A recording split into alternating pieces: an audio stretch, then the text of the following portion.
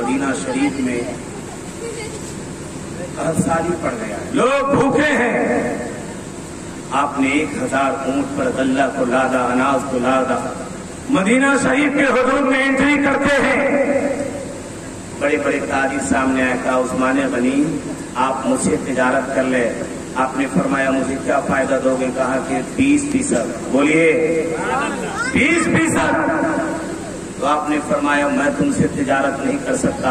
ताजिरों ने कहा मुझसे बड़ा मदीना में कोई ताजिर नहीं है, अगर मैं आपका माल नहीं लूंगा तो कोई नहीं लेने वाला, आप मुझसे बेच ले।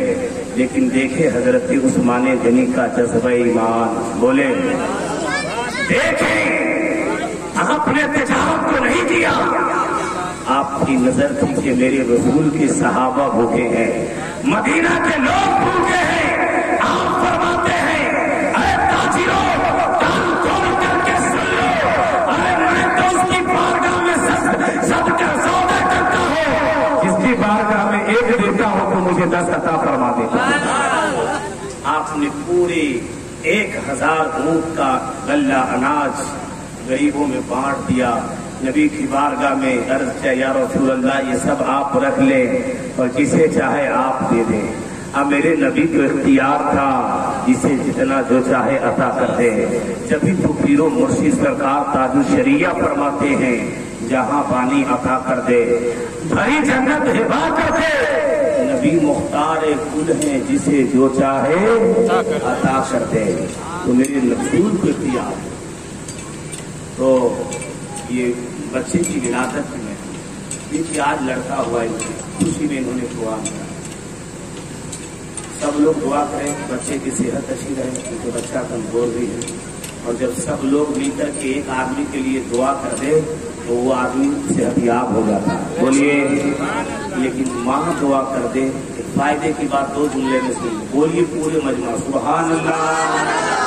अगर माँ पूरी दुनिया के लोग एक गनर पूरा नहीं, जाप नहीं, सरपल्लो नहीं, चोरी बदिया भलवा नहीं, पूरी दुनिया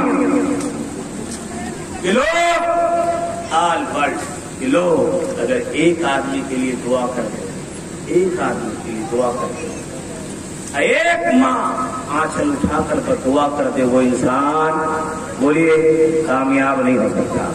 लेकिन पूरी दुनिया के लोग तो दुआ करे एक इंसान के लिए, एक माँ आंचल उठाकर दुआ कर दे तो रब ताला उसे कामयाब कर देता है।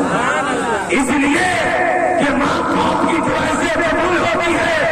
मैंने हदीसों में पढ़ा है नबी जिस तरह रब ताला नबियों की दुआओं को कबूल फरमाता है। तो जिनके पास माँ बाप वो बड़े खुशनसीब हैं, माँ के चेहरों को देख ले, कसम खुदा की मोहब्बत से आपने देखा है तो एक हज मबरूर का सवाब मिल जाएगा।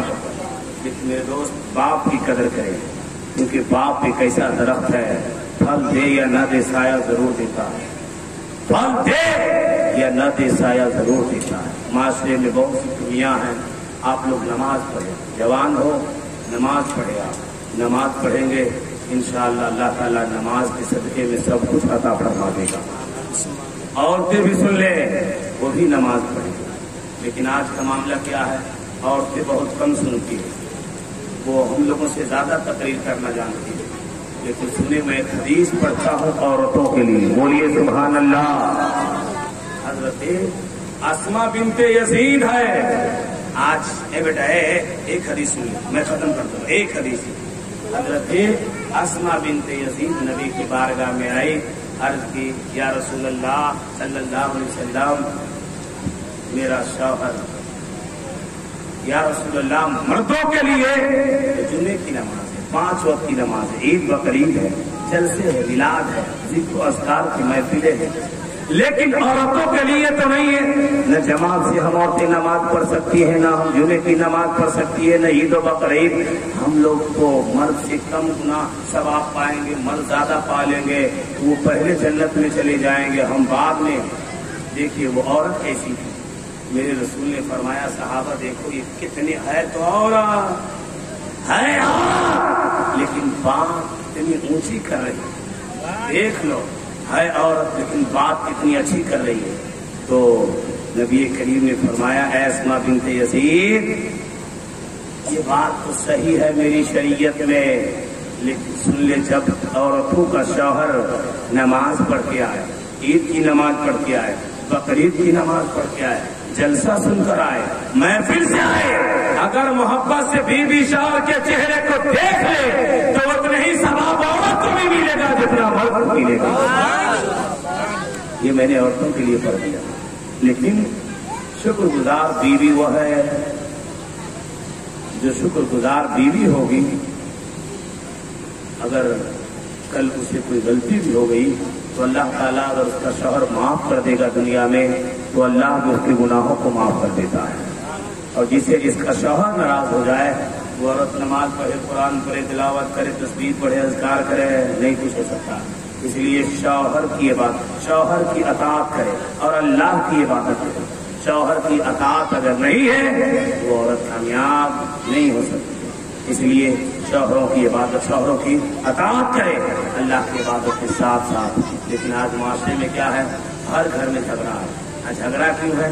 لڑکا لوگوں کو کہیے بیوی سے سلام کرو تو کہے گا حضرت کیسے سلام کریں گے؟ نبی کی بارگاہ میں ایک صاحب آیا کہ یا رسول اللہ میں بہت غریب ہوں، جنگل سے لکڑیاں کاٹتا ہوں لیکن مال بچتا نہیں۔ نبی کریم نے فرمایا بیوی کو سلام کر لو مال بچ جائے گا۔ بولیے، ارے بولیے نا، بیوی کو سلام کر لو مال بچ جائے گا۔ اب اس میں ہمارے بوڑھے چچا لوگ ہوں گے، کہیں گے ارے ہم نے تو کبھی سلام ہی نہیں کیا، پھنسا رہے ہیں، کہاں سے آ گئے حضرت؟ لیکن سنیے حدیث پاک، بولیے سبحان اللہ۔ میرے نبی فرماتے ہیں سلام کرو۔ صحابہ نے عمل کیا، کچھ دن کے بعد پہنچے، کہا یا رسول اللہ سلام تو کرتا مال نہیں بچتا۔